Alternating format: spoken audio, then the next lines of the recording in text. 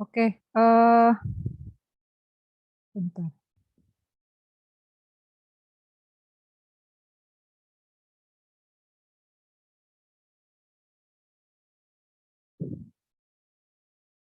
Oke, hari ini kita akan bahas tentang bauran distribusi ya.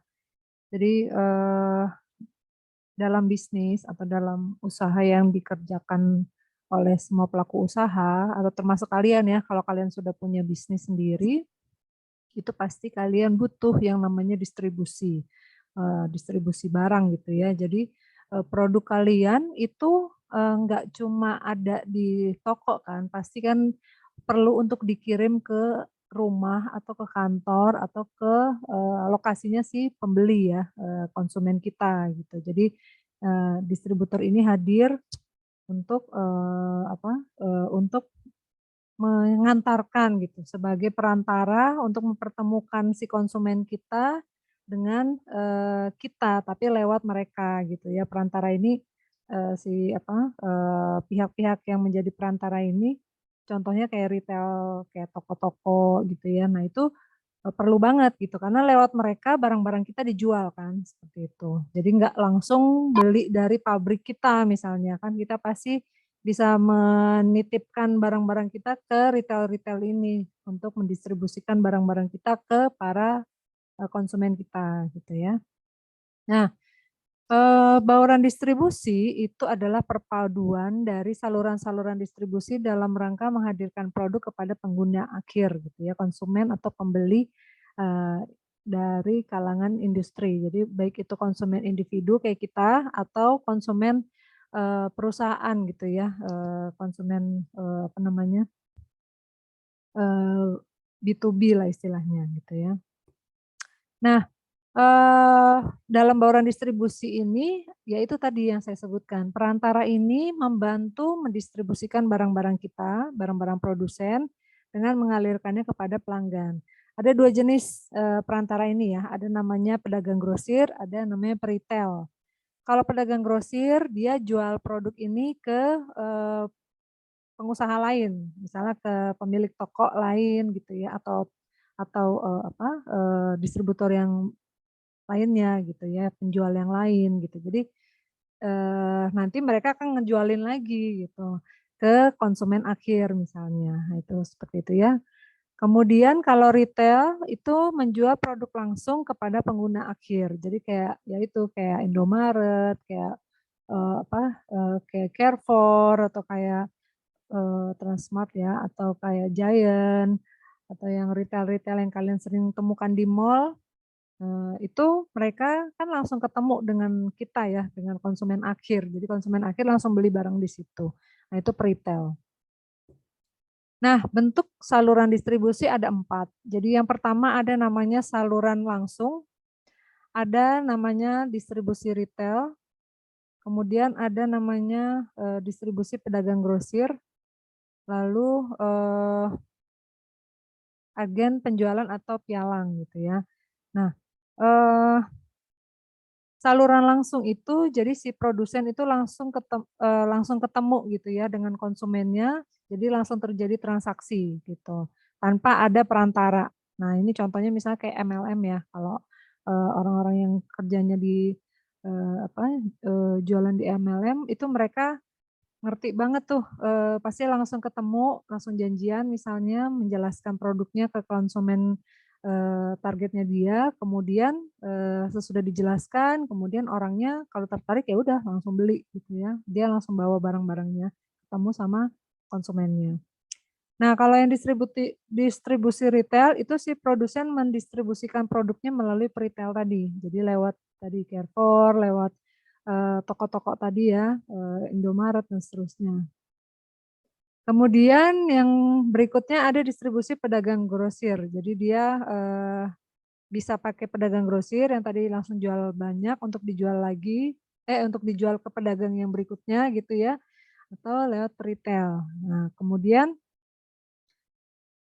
yang keempat agen penjualan atau pialang. Jadi dia menjual kepada konsumen atau pelanggan industri. Nah jadi, ya kayak misalnya contoh yang paling gampang kalau kalian pernah lihat ya, agen penjual koran. Nah itu kan si misal korannya koran Kompas misalnya, kan Kompas nggak langsung jualan langsung ke kita ya, ke konsumen akhir, dia menggunakan agen-agen penjual ini gitu, untuk ngejualin lagi koran-koran ini di beberapa lokasi gitu ya. Nah itu agen penjualan, seperti itu.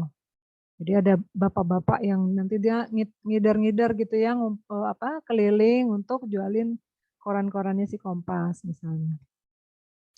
Kemudian, memang kalau dari, saluran distribusi, kan ada memang perusahaan yang makin besar itu saluran distribusinya makin banyak ya.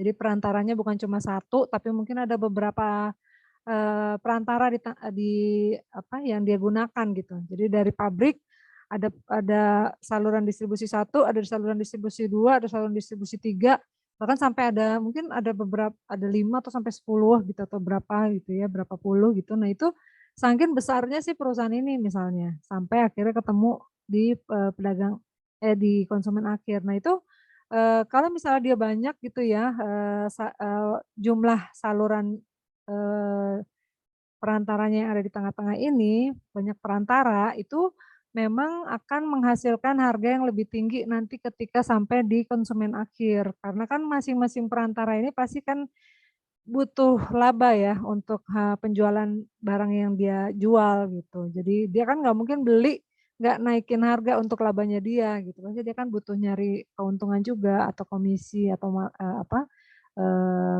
ya profit lah buat penjualannya dia. Jadi ujung-ujungnya nanti di pedagang satu dinaikin 1.000 misalnya, di pedagang 2 dinaikin lagi 1.000 misalnya, sampai akhirnya sebelum konsumen akhir harganya mungkin bisa 50% naiknya gitu ya dari harga yang di pabrik. Nah, ya itu memang, konsekuensinya gitu kalau kita menggunakan saluran yang banyak.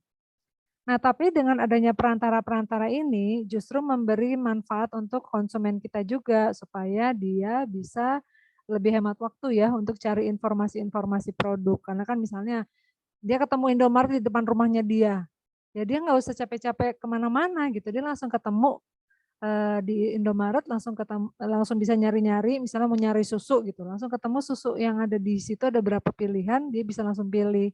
Jadi hemat waktunya dia gitu ya. Kemudian, dan memudahkan, memastikan produk tuh bisa tiba di rumah atau di lokasinya si konsumen tepat waktu dan, lokasinya ya langsung di tempatnya konsumen gitu. Karena kan dari si pedagang ini atau dari si distributor ini, kalau misalnya dia minta kirim kan kita langsung si konsumen langsung janjian ya, dia minta dikirim ke mana, di jam berapa, gitu. Bisa dikirim langsung atau si konsumen langsung beli di tempat, nah itu juga bisa gitu ya. Jadi itu nilai tambahnya. Daripada konsumen datang langsung ke pabrik kan itu repot ya, jadi harus datang jauh-jauh, itu agak lebih ribet. Akan lebih mudah konsumen datang ke si perantara-perantara ini untuk dapat barang-barangnya. Nah, strategi cakupan pasar untuk, bauran distribusi itu ada namanya distribusi intensif, ada namanya distribusi eksklusif, ada namanya distribusi selektif ya. Jadi kalau distribusi intensif itu adalah distribusi yang melalui saluran dengan anggota sebanyak mungkin. Jadi, contohnya kalau kalian lihat, Indomaret ya, Indomaret itu kan dia cabangnya di mana-mana ya, bahkan mungkin dari Sabang sampai Merauke mungkin ada ya, tokonya gitu, tapi saya kurang, tahu pasti sih itu dia ada di kota mana saja gitu, tapi kebanyakan dia sudah banyak, jaringannya gitu ya misalnya. Nah, semakin banyak cabang seperti itu, kan berarti kita kalau mau jualan produk kita lewat Indomaret akan cukup menguntungkan ya, karena kan kita bisa menjangkau banyak pasar, banyak konsumen di berbagai lokasi gitu.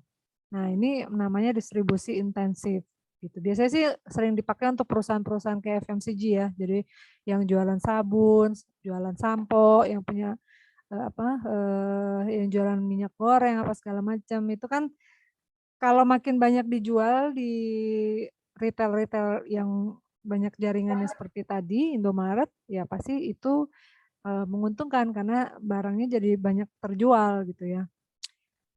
Nah, tapi ada juga namanya distribusi eksklusif. Jadi si pemilik merek ini atau si pemilik produk ini dia nggak mau semua retail jualin produk dia gitu. Dia hanya mau menjual pada retail-retail tertentu yang dia memang pilih gitu. Jadi retail yang dia pilih itu mendapat hak eksklusif untuk menjual produk dia di lokasi itu. Jadi, kayak contoh misalnya, barang-barang kayak, branded ya kayak Mango, kayak apa, apa namanya, barang-barang yang ada di mall-mall itulah. Nah itu kan dia, penjualannya bisa ada di situ tuh karena ada yang punya hak eksklusifnya. Contohnya misalnya kayak MAP gitu ya. Nah itu dia pegang tuh hak eksklusif untuk bisa ngejualin barang-barang, branded seperti itu. Jadi toko apa, distributor yang lain tuh nggak bisa punya hak untuk ngejualin gitu. Dia doang yang punya hak. Nah itu, namanya distribusi eksklusif. Kemudian ada namanya distribusi selektif, mirip kayak nomor 2 distribusi eksklusif, tapi kalau selektif ini artinya si pemilik merek atau si pemilik produknya ini, dia masih bisa milih beberapa gitu ya dalam satu lokasi atau dalam satu, apa, eee, wilayah gitu. Jadi, eee, dia, misalnya di satu wilayah dia pilih ada 3 retail yang boleh dia, beri hak untuk menjual, barang-barangnya dia misalnya, yaitu, eee, termasuk distribusi selektif gitu ya. Jadi dia ada kriteria-kriteria tertentu yang dia, eee, pilih untuk, menentukan mana, retail yang dia izinkan untuk menjual barang-barang dia gitu ya. Kemudian nah, jadi kalau pedagang grosir itu dia contohnya, ya mungkin kalau kalian pernah lihat dulu Makro ya, kalau sekarang ya mungkin, pedagang-pedagang, apa, lote ya, lote kan dia kadang suka jual dalam bentuk yang, kardusan ya, langsung ukuran yang besar, yang banyak. Nah ini orang-orang yang beli, di lote ini tuh atau dulu Makro namanya ya ada, itu mereka yang beli barang di situ yang bentuknya udah, ukurannya udah besar yang bulk gitu ya atau yang bentuknya, eee berapa kardus gitu, nah itu dipakai untuk nanti dijual lagi di toko-toko kecil misalnya. Jadi pedagang-pedagang kecil ini akan belanjanya di situ. Nah itu pedagang grosir gitu ya. Nah biasanya pedagang besar seperti ini, pedagang grosir ini menyediakan ada, layanan pengiriman, terus ada juga dia bisa, membayar lewat pakai kartu kredit misalnya atau bayar, layanan kredit lah ya. Kemudian ada katalog-katalognya diberikan kepada si, konsumennya dia gitu ya, pelanggannya dia. Kemudian pedagang grosir ini, dia juga bisa menyediakan, layanan penyimpanan ya. Jadi kalau misalnya si konsumen ini butuh lebih banyak lagi barang, tapi dia misalnya mau butuh dikirimnya masih bulan depan misalnya, jadi udah dipesan dari sekarang itu bisa, jadi nanti disimpenin dulu di, apa, gudangnya si pedagang grosir ini, itu bisa, nanti ada biayanya ya. Kemudian ada juga saran pemasaran, misalnya ada ide ada apa, masukan, "Oh kalau sekarang yang lagi tren, di pasar ini produknya yang ini Pak, nanti beli aja yang ini, pasti laku deh," gitu. Karena lagi trennya sekarang makanannya seperti ini, makanan Korea misalnya atau makanan Jepang misalnya, jadi Bapak beli bahan bakunya yang kayak begini aja, misalnya, bahan baku makanan Jepang aja, nanti di toko Bapak laku, misalnya gitu ya. Jadi dikasih saran-saran. Kemudian membantu pelanggan dengan melabeli harga dan menata pajangan. Jadi bisa jadi si pedagang grosir ini bisa membantu, masangin label di, di produk-produk yang nanti akan dibeli oleh si, eee, pelanggannya dia ini gitu ya, untuk dijual di tokonya dia nanti. Nah itu dikasih label biasanya mungkin dikasih, logo atau dikasih apa, keterangan merek lah dari si, pemilik, toko yang apa, yang beli barang dari si grosir ini gitu ya. Nah sebagian besar pedagang grosir adalah bisnis independen yang menjual produk yang dihasilkan oleh berbagai produsen. Jadi, dia, bentuknya tadi bisa pedagang grosir ya, ada juga bentuknya, agen atau pialang gitu ya. Nah, seperti yang tadi saya jelaskan, pedagang grosir ini dia membeli produk dari produsen, langsung dari kita, dari produsen besar, dari pabriknya gitu ya, dan langsung dia jualin ke, ya itu pembeli berikutnya ini yang tadi, yang nanti dia akan menjual kembali barang ini ke toko-tokonya mereka, biasanya toko-toko kecil gitu ya. Nah, mereka memiliki barang yang akan dijual kembali, disimpan dan dikirimkan. Nah, kalau agen atau pialang itu dia bertindak sebagai perwakilan penjualan independen bagi beberapa produk perusahaan. Dia nggak punya barang dagangan sebagai tenaga penjualan atau perpanjangan tangan dari produsen atau penjual. Ya itu tadi ya seperti, kalau kalian sering lihat tuh agen koran, agen penjual koran. Nah itu jadi dari si Kompasnya misalnya, si koran Kompasnya dia nitipin kan ke beberapa agen penjualan dia berapa berapa apa namanya, berapa eksemplar gitu. Nanti di agen-agen ini, di beberapa lokasi ini nanti mereka kan punya target penjualan masing-masing gitu ya. Nah itu mereka jualin kayak gitu. Nah ada juga perdagangan grosir ini bentuknya e-intermediary. Jadi dia basisnya internet, online lah. Kalau sekarang kan udah rame ya, penjualan lewat online. Nah itu dia, lewat e-intermediary ini si penjual bisa ngumpulin banyak data atau informasi ya, baik itu tentang produk, produk yang disukai konsumen yang mana, atau misalnya dia ngelihat produk yang ditawarin oleh pesaing juga bisa. Kemudian dia juga bisa, menyampaikan informasi katalog-katalog produk-produk dia ke konsumen secara langsung lewat, lewat website-nya atau lewat, apa namanya, e-commerce-nya yang dia punya gitu ya, mungkin dia punya toko di Tokopedia misalnya. Nah itu kan dia bisa ngasih informasi produknya ke konsumen gitu. Kemudian bisa membantu pengiriman produk kepada, pembeli gitu ya, kalau konsumen sudah pesan secara online nanti dikirim, gitu. Nah memang jenisnya ada 2 ya untuk intermediary, yang pertama ada namanya syndicated, seller, kemudian ada namanya agen belanja. Jadi syndicated seller itu situs web yang memperoleh komisi dengan memberi rujukan ke situs web perusahaan lain kepada pelanggan daring. Jadi contohnya misal, kalian kalau lagi buka, apa, website atau buka, apa namanya, Facebook lah misalnya, terus tiba-tiba ada iklan produk gitu ya muncul di website tersebut.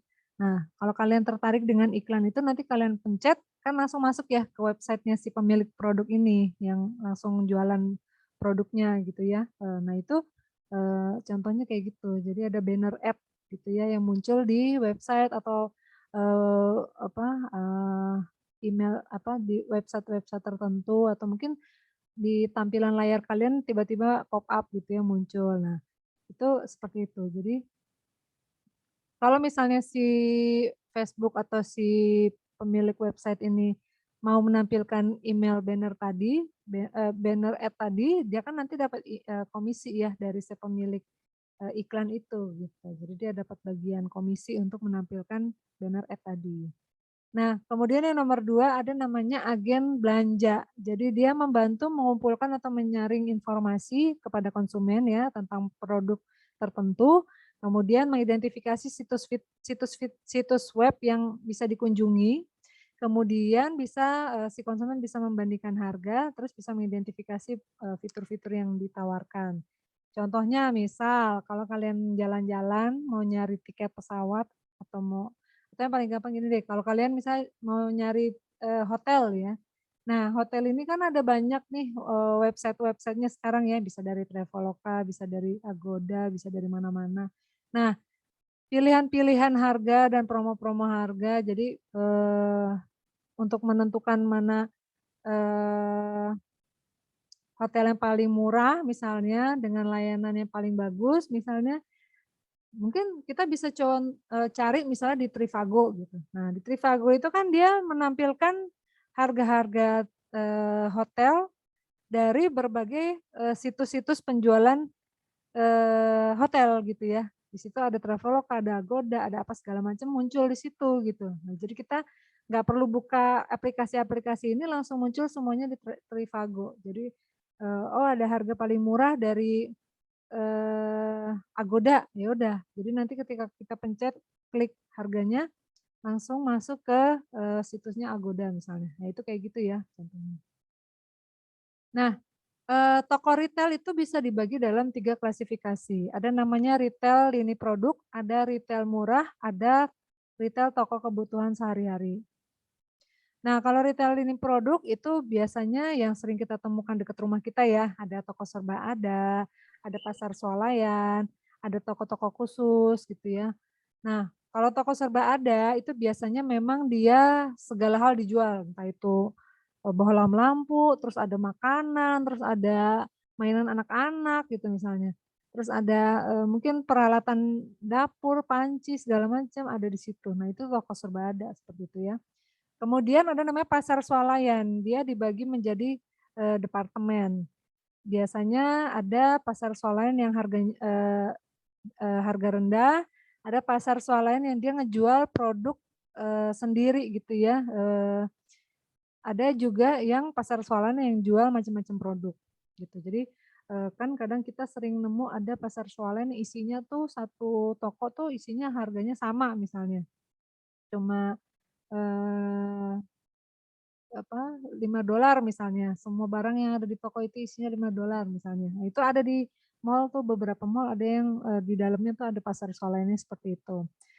Terus, itu harga rendah. Kemudian ada juga pasar swalayan yang dia menjual, private brand gitu ya, layanan produk-produk dia sendiri dengan label dia sendiri. Jadi kalau kalian mungkin pernah belanja di Giant, terus kalian tiba-tiba nemuin ada tisu merek Giant misalnya, atau ada Eee, apa, eee, gula merek Giant misalnya. Nah itu, dia bisa jualan dengan label dia sendiri gitu ya di situ. Terus ada juga ya biasanya di pasar sonen ada yang jualan, macam-macam produk juga ya, seperti toko Serbada. Cuma kalau pasar solen agak lebih besar ukurannya daripada, toko Serbada ini gitu ya. Terus ada juga namanya toko khusus. Nah jadi dia benar-benar, lebih kecil ukurannya dari toko yang tadi sebelumnya, dan dia biasanya memang lini produk yang dijual lebih spesifik gitu ya. Misal ada toko, kalau kalian pernah lihat di mall itu ada yang khusus jualan kerajinan tangan misalnya. Jadi di situ, eee, kertas krep, terus, apa tuh, benang jahit, apa segala macam, lem. Jadi semua peralatan untuk kerajinan tangan ada di situ. Tapi nggak ada barang-barang lain, hanya khusus untuk, barang-barang kerajinan tangan. Nah itu contohnya kayak gitu ya. Nah ini biasanya personel penjualannya memang dia benar-benar paham banget tentang produk-produk yang dijual di toko tersebut. Kemudian tadi retail murah, nah ini biasanya, isinya tuh ya contohnya toko-toko diskon atau FO-FO ya, factory outlet yang sering kalian temukan di beberapa destinasi wisata ya, kayak di Bandung, di Bogor, pasti ketemu tuh. Jadi dia ngejual baju-baju, impor tapi harganya murah gitu ya. Kemudian, nah, contohnya tadi kalau katalog showroom itu dia memungkinkan pelanggan untuk melihat pajangan dari, sampel-sampel produk. Terus si konsumen yang ngelihat pilihan-pilihan, sampel-sampel produknya dia bisa langsung mengajukan pesanan gitu ya. Terus menerima barang pembelian dari gudang yang berada di lokasi yang sama, gitu. Ini ya contoh kita bisa lihat juga di toko di showroom mobil ya. Di showroom mobil kan kita bisa lihat nih pilihan mobil-mobilnya, tipe-tipenya apa aja gitu. Bisa lihat-lihat dulu, mungkin ada video-videonya untuk, menggambarkan, oh mobil ini punya kelebihan atau spesifikasi apa aja, kita bisa lihat videonya. Terus, nanti bisa ditampilin juga, contoh mobilnya, kita bisa test drive, kemudian kalau tertarik langsung, transaksi nanti dikirim gitu ya, nah itu contoh. Kemudian ada juga toko diskon, jadi isi barang-barangnya ya barang-barang yang harga rendah lah ya, promo atau diskon terus gitu ya. Nah factory outlet tadi yang sudah saya sampaikan tadi ya, contohnya kayak baju, factory outlet yang sering terjadi di Bandung atau di Bogor, nah itu dia menjual barang-barang yang, eee, langsung dari pabrik gitu atau barang-barang yang sebenarnya siap untuk diekspor tapi, apa, mungkin aja ada reject sedikit terus dijualin dengan harga lebih murah gitu ya. Nah, itu dijual di factory outlet biasanya. Kemudian, berikutnya ada namanya wholesale club. Jadi dia menawarkan diskon besar atas berbagai jenis barang kepada konsumen yang bayar iuran tahunan keanggotaan tahunan. Jadi, eee, ini khusus untuk konsumen-konsumen yang punya kartu member misalnya, dia dapat diskon khusus gitu ya untuk belanja di retail tersebut. Terus ada toko kebutuhan sehari-hari tadi ya, biasanya memang lokasinya tuh pasti dekat dengan, tempat tinggal konsumen, biasanya di perumahan. Kan kalau kayak Indomaret atau, apa, kayak Alfamart itu kan pasti daerah perumahan ya, karena supaya mudah dijangkau oleh konsumen akhir. Terus jam buka tokonya biasanya panjang, kadang ada kan Indomaret atau Alfamart yang 24 jam gitu ya, kemudian layanannya cepat karena kan memang, eee barang-barang yang dibeli di sini kan memang untuk dibeli satuan gitu, nggak mungkin belinya langsung dus-dusan gitu ya. Jadi untuk harian atau mungkin beli satu atau 2 jadi transaksinya cepat gitu. Dan memang toko ini memang nggak murah-murah amat, ada yang ya harganya standar lah, tapi nggak terlalu murah juga, nggak kayak ada di, toko diskon beda gitu ya. Kalau toko diskon kan harganya lebih murah lagi gitu. Nah, ada juga namanya retail non toko. Jadi dia, yang pertama ada namanya respon langsung. Jadi si si konsumennya ini ditelepon langsung untuk, ditawarin gitu ya, "Mau nggak Pak ini lagi ada produk, promo produk ini dengan kelebihan ini, promonya begini begini begini." Nah, si konsumen kalau dia tertarik dia langsung, terima gitu ya. Nah, eee itu biasanya mungkin bisa dikirim via email gitu ya, informasi produknya, tawaran produknya bisa dikirim lewat email, nanti langsung direspon, bisa dijawab. Tapi ada juga lewat telepon, istilahnya telemarketing gitu ya, si konsumen ditelepon, ditawarin produk, kalau dia tertarik langsung beli, langsung transaksi, langsung dikirim barangnya. Terus ada juga lewat katalog gitu, jadi di rumah kita mungkin kadang kalian sering nemuin ya, ada katalog-katalog dari Indomaret atau katalog dari, retail-retail yang ada di dekat rumah kalian misalnya gitu ya. Nah, atau mungkin katalog dari, IKEA misalnya dikirim ke rumah kalian. Nah, dari katalog tersebut kalian kan bisa lihat ya pilihan produk yang lagi ditawarin apa aja. Kemudian nanti dari situ, bisa langsung ditelepon tuh nomor telepon, apa, penjual yang ada di katalog tersebut, nanti bisa langsung pesan, "Saya mau pesan barang ini," nanti dikirim dan seterusnya. Kemudian ada juga penjualan langsung. Nah, kalau penjualan langsung ini biasanya yang sering mungkin kalian di rumahnya pernah datang ya, ada orang sales, misalnya jualan, panci atau mungkin sales jualan ini, apa namanya, kosmetik gitu ya atau eee, jualan apa namanya, Tupperware misalnya langsung datang ke rumah nawarin. Terus kalau misalnya kalian, orang tua kalian tertarik langsung, dibeli, langsung, dibayar transaksi di tempat gitu ya. Nah, yang tadi juga sempat disebutkan tadi ya sebelumnya ada retail, online, retail daring ini, dia menggunakan internet. Jadi ada 4 hal yang dilakukan biasanya dia ada katalognya juga via online juga yang namanya e-katalog. Biasanya kalau misalnya kita punya website atau misalnya kita punya produk, yang dijual di website atau yang dijual di media sosial itu kita kan kadang menampilkan ya e-katalognya. Jadi barang-barang kita ditampilin di website tersebut, apa, ada katalog khusus gitu. Mereka bisa download, bisa simpen di komputernya masing-masing si konsumennya, bisa nanti, ketika ingin tertarik beli, dia langsung buka lagi file katalog tersebut yang sudah dia simpen di rumahnya gitu ya. Kemudian ada namanya electronic storefront. Jadi kalau website atau media sosial atau, apa, toko online yang ada di Tokopedia misalnya, itu kan bisa dibilang, storefront-nya kita gitu ya, tokonya kita. Jadi tampilan toko kita ya di website tersebut, atau di media sosial tersebut, atau di toko yang ada di Tokopedia tersebut. Kita nampilin sedemikian menariknya supaya orang lain tertarik mau, berkunjung di website kita ini gitu ya, atau di media sosial kita ini gitu, untuk ngelihat-lihat produk kita. Kemudian ada namanya cyber mall. Nah, cyber mall ini contohnya ya tadi kayak Tokopedia itu ya, isinya kan dia macam-macam toko ya, si Tokopedia ini. Jualannya juga macam-macam. Nah, itu sama kayak mall offline tapi dia apa, bentuknya online, itu namanya cyber mall. Kemudian ada namanya retail interaktif, dan video.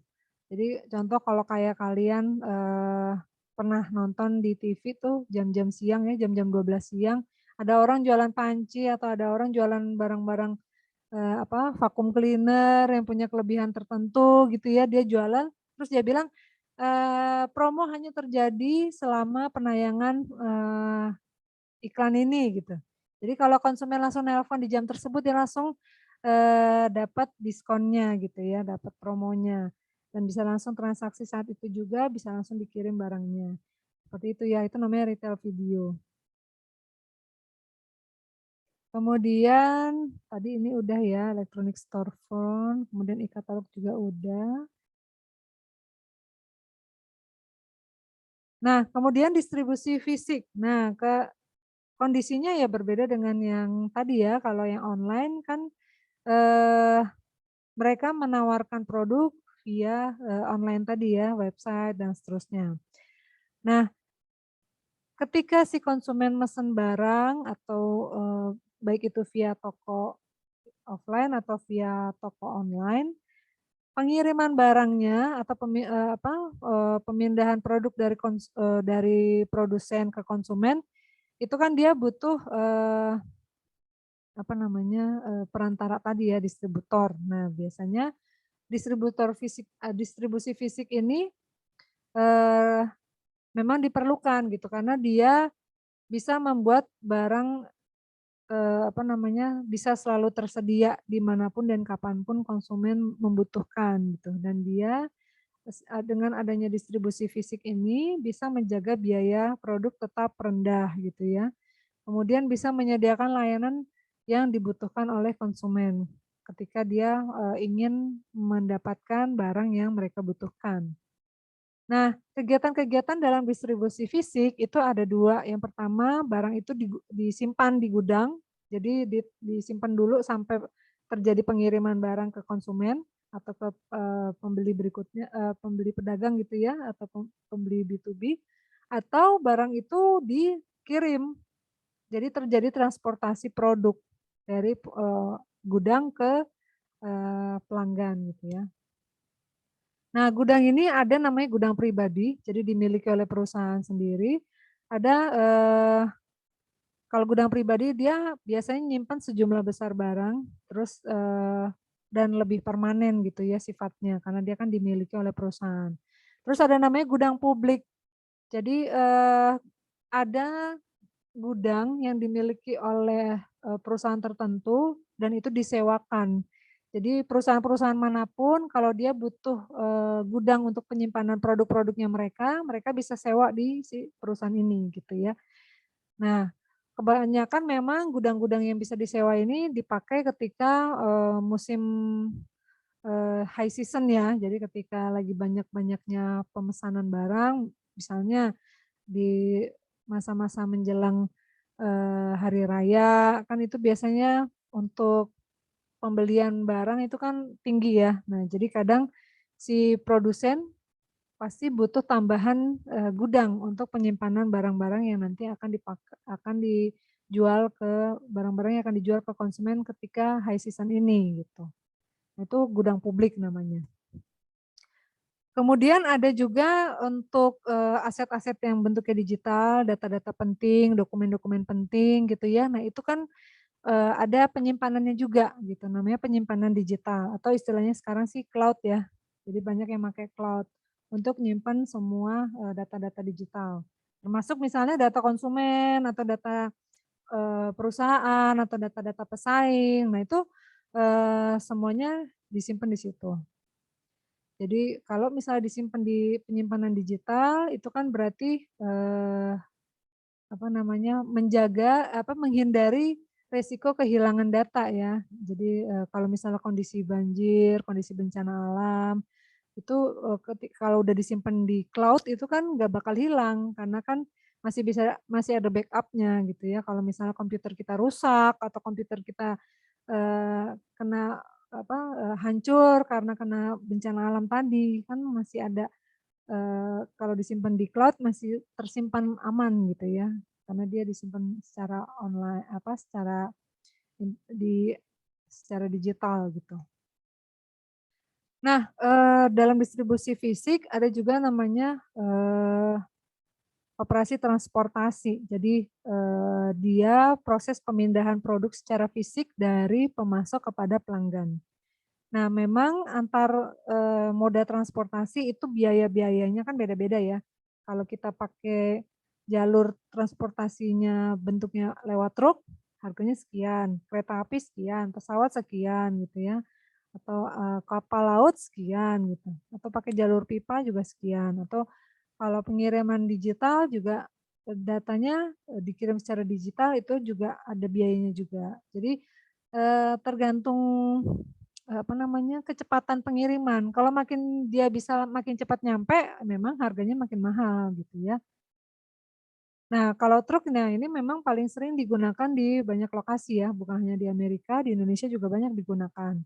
Keuntungannya memang kalau pakai truk adalah kita ya fleksibel ya untuk distribusi jarak jauh, terus layanannya juga cepat, karena bisa langsung dikirim saat itu juga.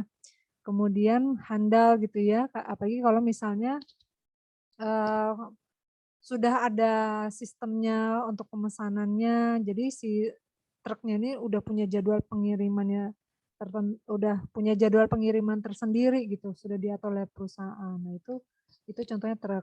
Pesawat terbang juga bisa ya, cuma memang, dia lebih mahal harganya ya atau biayanya untuk pengiriman menggunakan pesawat terbang.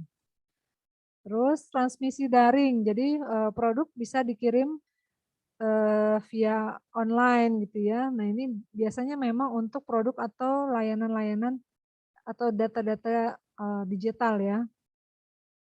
Nah memang kalau dikirim secara online ya lebih cepat dan lebih murah gitu. Terus ada juga, pengiriman lewat moda, kapal ya, angkutan air gitu. Itu juga murah, lebih murah dari pesawat, tapi memang lebih lama nyampenya gitu ya.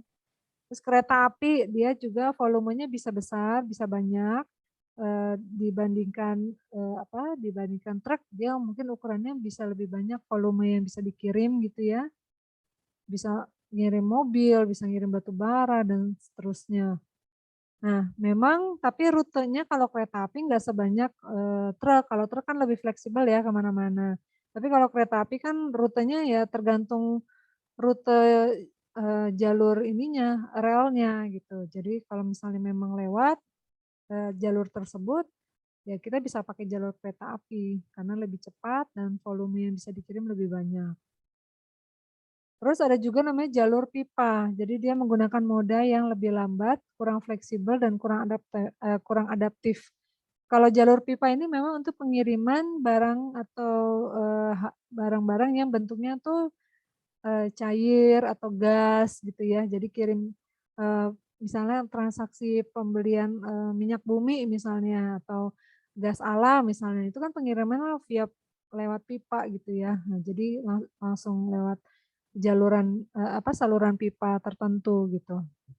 Nah ini memang, pengirimannya lebih ekonomis dan bisa diandalkan, karena memang dia lebih cepat ya, dan tapi ya itu, agak kurang, eee, fleksibel karena kan memang harus bergantung pada dia salurannya ini lewat mana aja lokasinya gitu ya. Nah, ketika kita, menggunakan bauran distribusi yang tadi, semua pilihan-pilihan distribusi tadi, saluran distribusi tadi, kita kan tetap butuh yang namanya promosi, barang ya. Nah, bauran, komunikasi yang kita sampaikan kepada konsumen, jadi semua informasi produk, informasi harga, kelebihan-kelebihan produk, itu kita bisa nawarin juga di, di saluran-saluran distribusi yang kita gunakan tadi gitu. Nah, kalau bauran, komunikasi kalau secara teori adalah keseluruhan pesan yang disampaikan perusahaan kepada pelanggan mengenai produk, gitu ya.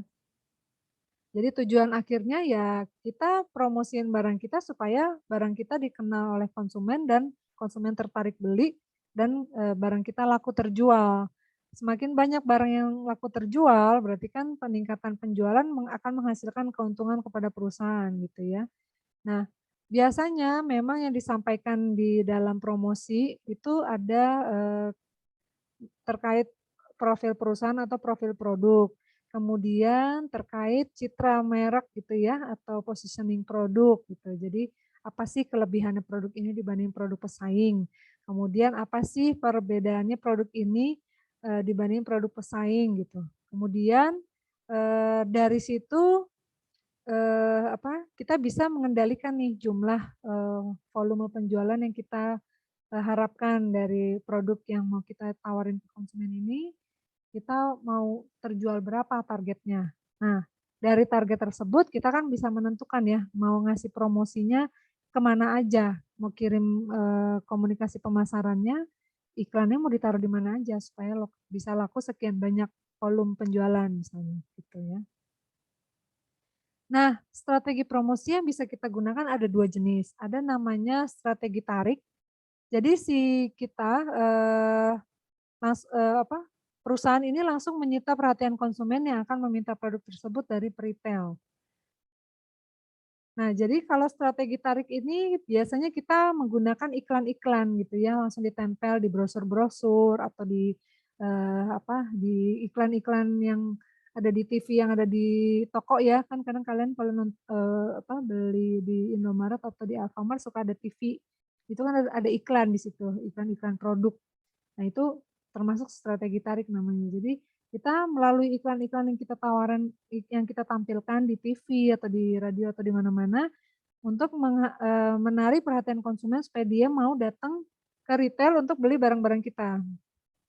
Kemudian, strategi dorong. Nah kalau strategi dorong kita berusaha, memberi, insentif atau komisi-komisi atau bonus-bonus khusus gitu ya kepada pedagang-pedagang retail ini supaya mereka mau memberikan promo-promo khusus kepada konsumen yang datang di toko tersebut. Jadi, supaya si, pemilik tokonya ini bisa memberi diskon khusus di toko tersebut, supaya konsumen bisa belinya, langsung saat itu juga langsung tertarik beli gitu, seperti itu ya. Itu strategi dorong. Jadi semakin si pedagang di toko itu semakin agresif menawarkan produk, dan makin banyak, barang kita yang laku di toko tersebut, ya kita bisa kasih komisi khusus nih, tambahan bonus ke si toko tersebut gitu ya. Bisa jadi mungkin dikasih harga khusus lagi nanti untuk pembelian berikutnya dan seterusnya. Jadi si pedagang ini jadi lebih untung kan kalau dia dapat harga lebih rendah lagi untuk dijual di periode berikutnya gitu. Nah, bauran promosi itu adalah perpaduan dari alat-alat promosi. Nah, alat-alat media-media promosi yang bisa kita gunakan ada macam-macam ya. Ada pakai iklan, ada bisa pakai penjualan personal. Jadi si konsumennya, ketemu sama, SPG-nya gitu ya, langsung dijelasin secara personal, langsung dibujuklah gitu supaya dia tertarik mau beli. Kemudian ada promosi penjualan, jadi kadang kalau kita datang ke toko suka ada kita kasih diskon-diskon, eee, hari raya misalnya diskon Natal nanti kan akhir tahun gitu ya, suka ada diskon Natal misalnya 30%, 50%, dan seterusnya. Itu promosi penjualan. Kemudian ada pemasaran langsung atau pemasaran interaktif. Jadi, lewat misalnya mungkin lewat email, lewat, WA misalnya langsung secara japri gitu ya ditawarin produknya, "Ini lagi ada promo ini nih mau nggak beli?" Gitu. Atau, ditelepon langsung misalnya, untuk, mereka beli barangnya, via telepon gitu. "Bu ini lagi ada promo produk ini, Ibu tertarik nggak?" "Oh iya boleh boleh, berapa harganya?" Bla bla bla. Nah nanti langsung dikirim barangnya kalau misalnya terjadi transaksi. gitu ya. Kemudian ada namanya hubungan masyarakat. Jadi si perusahaan ini lewat humasnya, hubungan masyarakatnya, itu dia akan menjelaskan tentang produk atau layanan dia. Biasanya ini suka ada muncul di acara-acara event-event tertentu ya. Jadi humas ini akan memberi keterangan atau klarifikasi di depan awak media, memberi informasi mengenai acara yang sedang berlangsung, tujuannya apa, terus dia kemudian nanti akan mengajak masyarakat untuk ikut serta datang ke event tersebut. Nah dari situ nanti exposure produknya kan eee, ke berbagai media gitu ya. Nah itu hubungan masyarakat seperti itu. Nah dalam memutuskan bauran promosi yang tepat, pemasar itu harus bisa mempertimbangkan, apa sih barang jasa yang mau dia tawarin. Jadi dia harus ngerti dulu barang yang mau ditawarin ini kelebihannya apa aja. Kemudian, audiens target sasaran dia siapa. Jangan sampai kita bikin iklan untuk anak-anak, tapi kita bahasa iklannya ternyata terlalu formal, terlalu dewasa. Nah itu kan nggak nyambung. Jadi kita harus ngerti dulu nih audiens anak-anak tuh karakternya seperti apa. Jadi kita harus menyesuaikan bahasa iklannya nanti akan disesuaikan, dengan karakter anak-anak. Kemudian kita juga harus melihat dari proses keputusan pembelian si konsumen. Dia misalnya kalau, tipikalnya adalah produk, eee, misalnya, pakaian baju pesta misalnya, atau baju-baju branded lah gitu ya, baju-baju, acara, formal gitu. Terus kita, mau ngasih promonya, misalnya sekarang kan mau hari raya ya, mau hari raya Natal, Tahun Baru.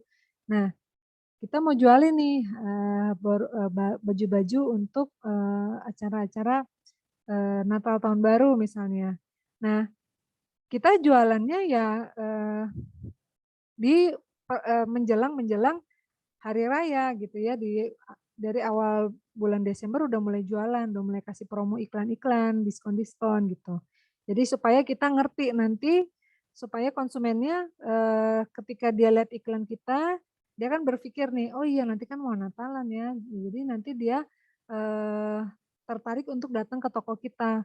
"Ibu nanti, ketika tanggal 25 atau menjelang tanggal 25 ada promo khusus Natal, nanti Ibu bisa beli, dengan harga spesial akhir tahun," gitu. Jadi, Ibu bisa belanjanya mungkin bisa, pesan langsung, online atau Ibu bisa datang langsung ke sini. Nah jadi, proses keputusan pembeliannya si konsumen ini kita langsung kita beri, waktu mereka berpikir gitu ya. Jadi dari tanggal 1 sampai nanti tanggal 25 Desember, mereka, selama masa itu semakin tertarik gitu ya untuk, "Oke, nanti untuk Natal saya mau beli barang, mau beli baju Natal di sini aja," gitu. Harganya dia lagi diskon banyak nih, dia bisa belanjanya bisa online lagi, jadi lebih gampang, nggak harus datang ke tokonya. Jadi kita berusaha mempengaruhi nanti keputusan pembeliannya si konsumen gitu ya.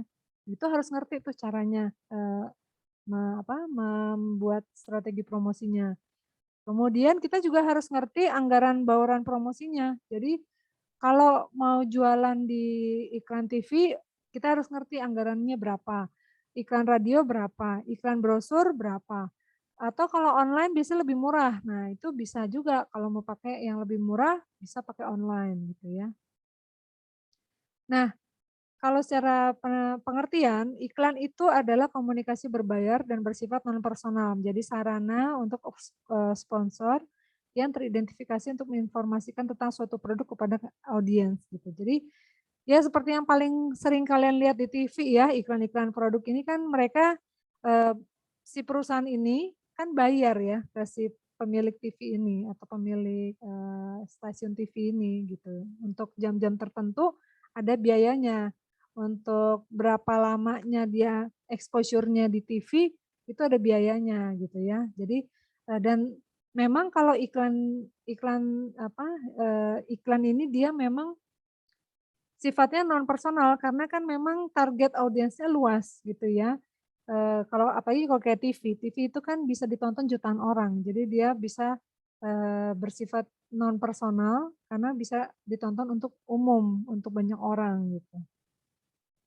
Nah, untuk lebih memahami bagaimana konsumen merespon iklan, biasanya perusahaan atau pemasar dia menggunakan ada pelacakan iklan waktu nyata. Jadi biasanya memang ada perusahaan-perusahaan kayak, Nielsen gitu ya, dia menawarkan layanan untuk membantu perusahaan-perusahaan tersebut untuk melacak, di waktu-waktu kapan nih si pelanggan nonton, di jam-jam berapa gitu ya banyak penontonnya. Kemudian siapa aja sih biasanya konsumen yang nonton di TV ini gitu, yang nonton di jam-jam tersebut biasanya nonton siapa? Apakah pembantunya? Apakah ibu rumah tangganya, apakah anak-anak gitu ya. Kemudian, media yang paling sering mereka lihat tuh apa? Apakah TV, apakah radio, atau, online, YouTube misalnya. Terus pesan yang paling sering disukai oleh konsumen yang paling menarik perhatian tuh yang mana? Apakah misalnya ada pesan moralnya gitu ya, dibikin dramanya gitu iklannya, atau langsung pesan langsung berisi fungsi produk atau seperti apa gitu. Terus bagaimana supaya bisa menarik perhatian si konsumen. Kan kadang kalau pakai TV, kan konsumen kalau nggak suka sama iklan dia bisa langsung ganti channel kan pakai, remote-nya gitu ya. Nah, supaya konsumen tidak segera mengganti channelnya, nah kita kan harus bikin iklan yang menarik perhatian dia. Nah, iklan seperti apa yang menarik perhatian dia supaya dia nggak mengganti channel TV. Nah, itu harus dipikirkan gitu ya.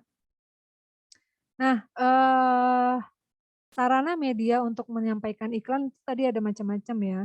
Nah, sarana-sarana media ini ketika dipadukan itu dia akan menjadi namanya bauran media. Jadi dia iklan ini bukan cuma di TV doang misalnya, ada kadang pakai radio, kadang pakai majalah, kadang pakai media, YouTube misalnya. Nah itu namanya bauran media. Nah, ada macam-macam ya media iklan ya. Yang pertama ada TV, ya memang dia biayanya paling mahal, jumlah penontonnya tapi paling banyak. Kemudian internet, dia media iklannya paling banyak berkembang sekarang, dan audiensnya juga sekarang sudah mulai berkembang juga makin banyak. Terus keberhasilan iklannya pun bisa diukur gitu ya, kan kalau YouTube kan kita bisa lihat ya follower berapa, terus yang penontonnya berapa gitu, eee, viewersnya berapa gitu dan seterusnya. Nah, tapi memang, sama mirip kayak TV tadi ya, iklan internet juga gampang untuk diabaikan oleh konsumen.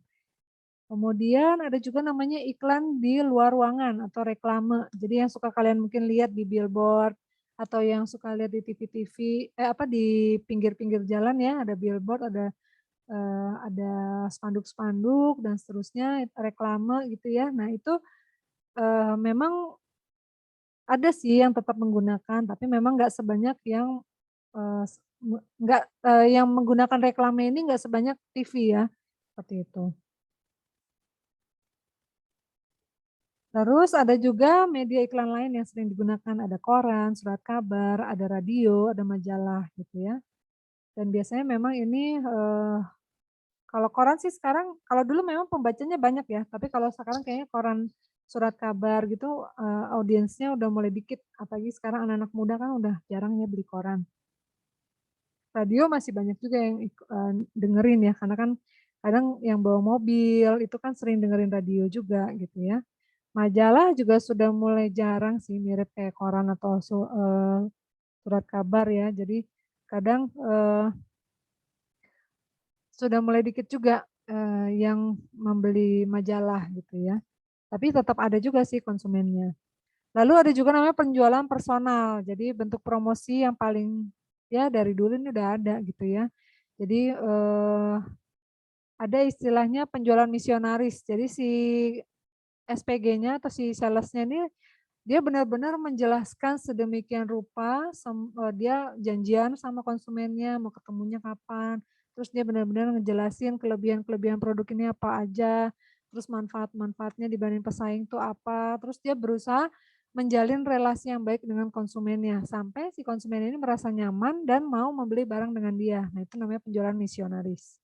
Terus kalau penjualan kreatif, yaitu si penjualnya atau si sales-nya ini, eee dia menginformasikan atau membujuk konsumen dengan cara-cara yang kreatif gitu ya untuk beli barangnya. Kemudian,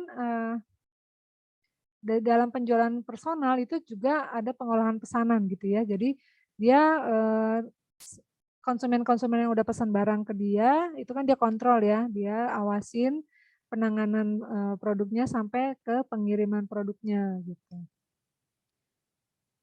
Nah, biasanya memang si penjualan personal ini, personal selling istilahnya ya, dia melalui ada 3 proses biasanya. Dia cari dulu target konsumennya atau prospeknya, dia identifikasi mana nih yang kayaknya potensial untuk bisa jadi pelanggannya dia.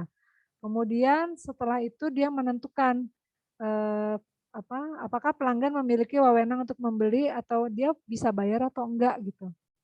Kan kadang misalnya kalau contoh, jual mobil, memang ketika kita menawarkan ke si bapak misalnya, "Pak, ini ada mobil, edisi terbaru nih, merek ini, harganya lagi diskon," segala macam.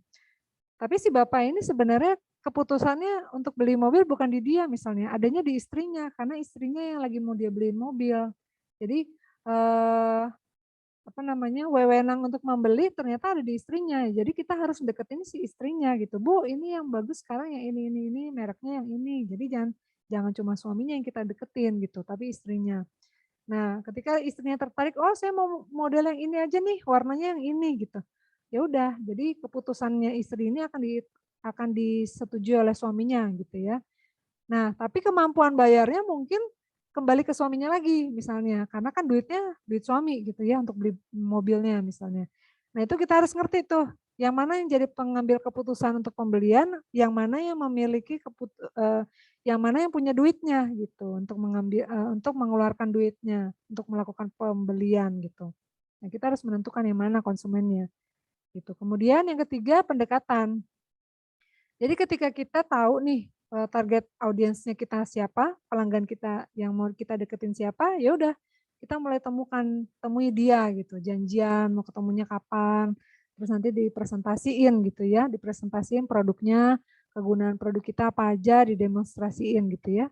Kemudian ketika si konsumen dia ada masalah atau ada komplain atau ada unek-unek gitu ya, cerita gitu, dia cerita, kita kasih penjelasan, kita kasih solusi, kita kasih bantuan gitu supaya dia merasa, dihargai gitu ya.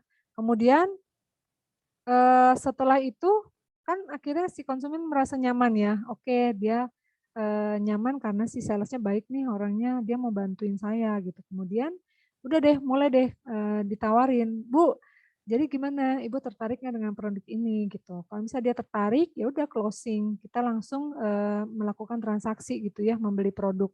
Si konsumen langsung beli produk, melakukan pembayaran dan seterusnya, dan berikutnya nanti tindak lanjutnya kita menjaga relasi dengan dia, terus nanti kalau misalnya dia ada komplain atau ada masalah kita bantu berikan solusi, terus kita tawarin lagi, "Bu mau beli lagi nggak untuk anak ibu atau untuk keluarga ibu yang lain?" Nah itu ya. Atau misalnya kalau dia ada layanan-layanan lain misalnya, eee, kalau kerusakan garansi nanti ibu bisa ke sini gitu, atau kalau misalnya ibu mau, ganti spare part-nya nanti ibu juga bisa ke sini nanti saya bantuin gitu. Jadi ada, layanan pasca penjualan yang kita berikan ke dia gitu supaya dia merasa relasinya, dijaga dengan baik gitu ya. Itu tadi penjualan personal. Nah, kalau promosi penjualan itu tadi ya, jadi, tujuannya promosi penjualan itu untuk mendorong pembelian dalam jangka pendek. Jadi kalau di mall kan biasanya kalau lagi ada diskon-diskon kan orang tadinya nggak rencana beli barang itu, dia jadi beli karena lagi ada diskon 50% misalnya. Nah itu, tujuannya promosi penjualan seperti itu, supaya terjadi, penjualan supaya terjadi transaksi langsung saat itu juga gitu. Jadi, untuk mendorong pembelian, untuk mendorong penjualan industri ini kalau, kalau pembelinya atau pelanggannya B2B ya, perusahaan juga bentuknya. Atau untuk mendorong kerjasama dengan distributor, juga sama ya. Jadi distributor kan juga tertarik tuh, pedagang-pedagang, perantara ini kan juga tertarik kalau dia beli barang dari pabrik yang lebih murah dari yang biasanya gitu ya. Dia kan jadi lebih, bisa jual, lebih murah gitu dan dia mungkin bisa dapat keuntungan lebih banyak kalau dia bisa dapat barang dari pabrik lebih murah gitu ya. Nah, kegiatan promo penjualan ini bisa meningkatkan peluang pembeli untuk mencoba produk. Jadi yang tadinya nggak ada rencana untuk beli barang ini, karena lagi ada diskon dia langsung beli atau dia nyobain langsung beli gitu ya. Terus menambah pengakuan produk. Jadi konsumen yang udah pernah nyobain kan dia misalnya kalau suka kan dia jadi mengakui, "Oleh produk ini ternyata bagus," gitu ya. Kemudian meningkatkan skala pembelian gitu. Nah, promosi penjualan itu mencakup ada pajangan di titik-titik penjualan. Jadi kalau kalian lihat di mall kan kadang suka ada ya di pintu masuknya toko misalnya ada tulisan apa kayak papan gitu ya, diskon 50% khusus, tahun baru gitu, khusus Natal, tahun baru misalnya.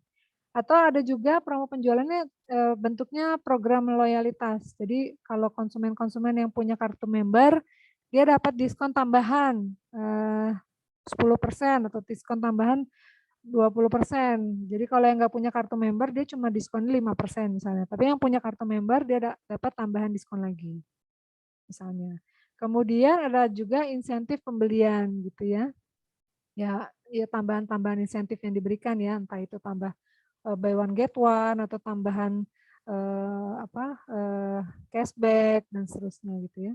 Kemudian ada juga, pameran-pameran, eee, dagang gitu ya, kalau di mall-mall kan kadang suka ada ya yang di selasar mall di tengah-tengah biasanya suka ada pameran, produk-produk, khusus yang diberi diskon khusus gitu. Kemudian ada kontes-kontes, acara-acara event-event tertentu yang menampilkan barang-barang promo gitu ya. Nah, ini tadi ya pajangan titik penjualan, tujuannya untuk menarik perhatian pelanggan, membantu mereka mencari produk di toko, menyediakan informasi produk. Kemudian program loyalitas tadi ya, untuk member gitu kan, kalau member makin sering belanja dia kan, akan dapat poin lagi gitu. Nah itu poinnya bisa dipakai untuk potongan harga yang belanja berikutnya gitu ya. Kemudian yang tadi insentif pembelian, kita bisa dapat, kupon, bisa dapat apa, tester gitu ya, kemudian dapat hadiah-hadiah atau bonus-bonus khusus setelah pembelian misalnya. Nah terus pameran-pameran dagang ini biasanya memang sering dipakai untuk, eee, transaksi pembelian B2B ya, penjual B2B, business to business. Jadi dia sewa tempat untuk memajang produk-produknya dia ke pelanggan-pelanggan industri. Biasanya mungkin kalau kalian sering ada ya di JCC, ada pameran dagang, eee, industri makanan atau pameran dagang, kain gitu ya, kain tekstil misalnya dan seterusnya, itu sering seperti itu. Kemudian kontes kontes ya, jadi ada event-event, di event itu nanti, tujuannya untuk merangsang penjualan, dengan memberikan, hadiah-hadiah gitu ya kepada pengunjung yang ada di event tersebut supaya mereka tertarik untuk mencoba barangnya atau mereka, membeli barangnya di saat itu juga gitu. Nah selain penjualan, selain apa namanya tadi, promo penjualan, ada juga istilahnya, publisitas tadi ya, hubungan masyarakat atau humas. Jadi informasi tentang suatu perusahaan, produk atau acara atau event yang dimuat di media massa untuk menarik perhatian publik. Jadi memang ketika ada event, contohnya lah misalnya ada satu, misal perusahaan Pocari Sweat, dia ngadain acara run itu ya, yang lari-lari itu. Run 10 kilo misalnya di lokasi Senayan misalnya. Acaranya berlangsung dengan seru, pesertanya banyak, segala macam gitu ya, umbul-umbulnya rame dan lain-lain. Terus, ada tempat di tempat itu, di lokasi tersebut ada kayak tenda, di situ isinya adalah para awak media, wartawan, duduk di situ, kemudian di depannya ada, humasnya perusahaan tersebut, Pocari Sweat tersebut. Nanti dia akan memberikan informasi, penjelasan kepada para awak media mengenai tujuan diadakannya event tersebut, terus targetnya apa, konsumennya, terus, manfaat acara tersebut apa, dan seterusnya. Nah, nanti dari situ kan awak media ini akan menampilkan tayangan atau menampilkan informasi tentang event itu di media mereka masing-masing ya, di majalah entah itu, di koran Kompas atau majalah olahraga dan seterusnya gitu ya. Nah, dari situ kan berarti, nanti, event tersebut akan dibaca ya, informasi tentang event tersebut akan dibaca oleh para, pelanggan, media massa tersebut, pembaca-pembaca koran atau pembaca-pembaca majalah tersebut. Nah, jadi, memang, humas ini gratis karena kan si media massa ini, awak media ini kan diundang ke acara tersebut kan nggak dibayar, mereka datang aja gitu ya, gratis. Pemasar tapi tidak bisa mengendalikan konten yang nanti akan, ditampilin di media-media tersebut. Tapi memang kadang untuk meminimalisir kesalahan dalam penyampaian, isi beritanya, maka diberikan biasanya ada kertasnya gitu ya, ada, formatnya, yang dibagikan kepada masing-masing, eee, awak media tersebut, gitu. Nah, dan biasanya konsumen yang baca, informasi tentang event tersebut di majalah-majalah atau koran-koran tersebut, mereka kan langsung merasa, eee, informasi tersebut, objektif, menganggap informasi tersebut bagus, baik gitu ya, karena kan ditampilin di media-media besar gitu. Jadi dia akan menganggap, oh si Pocari Sweat ini ternyata baru mengadakan acara yang bagus. Nah, konsumen kan taunya dari majalah tersebut gitu ya.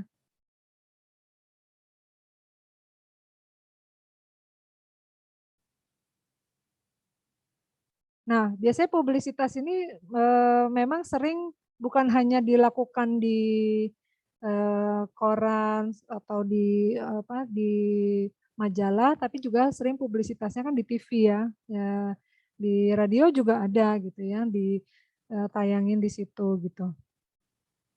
Nah, humasnya ini, orang yang, bertanggung jawab untuk menyampaikan informasi kepada awak media tadi, itu dia memang tanggung jawabnya adalah untuk memberikan informasi sedetail-detailnya dan dia berusaha untuk membangun hubungan atau relasi yang baik dengan publik gitu ya. Nah, humas ini memang kadang juga maju ketika si perusahaan ini mengalami satu masalah yang bisa merusak image perusahaan di, eee, publik gitu ya, di masyarakat. Jadi contoh kayak, dulu mungkin ada, peristiwanya, Ibu Prita dulu ya, yang salah satu konsumen yang merasa dirugikan oleh layanan salah satu rumah sakit misalnya. Nah, kan si rumah sakit ini kan, image-nya kan dia terancam ya, karena secara umum, eee, masyarakat netizen ini menjelaskan tentang rumah sakit ini agak negatif gitu, karena si Ibu Prita ini kan dia curhatnya di media, Facebook ya dulu ya, kemudian viral, terus, terjadi, gerakanlah di netizen ini terjadi gerakan untuk menolong atau support Ibu Prita ini, supaya dia mendapat penanganan medis yang selayaknya gitu ya, atas, kejadian malpraktek yang menurut Ibu Prita ini dia alami gitu. Nah, si humasnya rumah sakit ini kan dia akan maju nih ke depan media, memberikan klarifikasi, memberikan penjelasan, meluruskan, pendapat-pendapat yang muncul di media, bahwa, kita tuh nggak seperti yang, dipikirkan oleh netizen pada umumnya gitu. Kita sebenarnya kondisinya adalah begini begini begini begini, dan kita sudah, menyelesaikan masalah ini begini begini begini. Jadi tujuannya nanti si humas ini, si orang PR ini dia akan berusaha memperbaiki image-nya perusahaan yang sudah sempat negatif gitu ya, supaya kembali normal kembali. Masyarakat menganggap perusahaan ini nggak jelek-jelek amat misalnya. Nah seperti itu tujuannya. Nah gitu ya, jadi, materi kita hari ini, seperti ini, sampai di sini. Oke, sebentar saya stop share dulu.